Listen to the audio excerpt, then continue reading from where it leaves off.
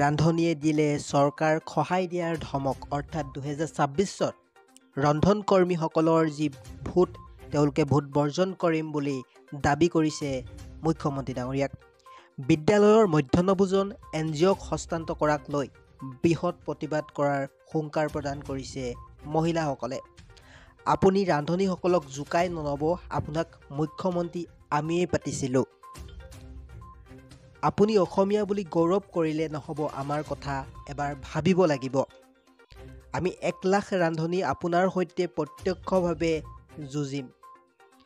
আপুনি ভাল কাম কৰিছে, আপোনাক সন্মান কৰিছিলোঁ, কিন্তু ৰান্ধনীসকলক আপুনি চকু মেলি নাচায়।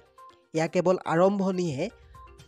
9 জুলাইত স্তব্ধ কৰি দিম ৰেল সেৱা, অৰ্থাৎ স্তব্ধ কৰি দিয়া হ'ব ৰেল সেৱা, এক হুংকাৰ প্ৰদান কৰিছে মুখ্যমন্ত্ৰী ডাঙৰীয়াক।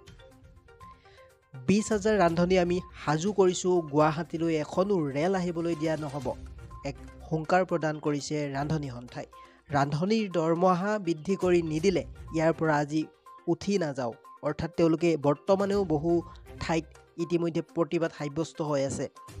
বিটিআৰ নিৰ্বাচনত আমি কেনেকৈ কি কৰিব লাগে ভালদৰে জানো।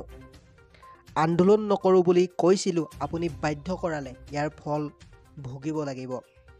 আমাক এনেদৰে অৱহেলা কৰাতকৈ গুলীয়াই মাৰক, এনেকুৱা ধৰণে হুংকাৰ প্ৰদান কৰিছে মুখ্যমন্ত্ৰী ডাঙৰীয়াক। এনেদৰেই শ শ ৰান্ধনীয়ে পুৱাই কঁপাই তুলিছে গুৱাহাটী ৰাজপথ আৰু 9 জুলাইত ইয়াতকৈ ভয়ংকৰ প্ৰতিবাদ হ'ব বুলি কৈছে তেওঁলোকে। উৎকট গৰমৰ বাবে প্ৰতিবাদৰ মাজতে অসুস্থ হৈ পৰিছে বহু ৰন্ধন কৰ্মী।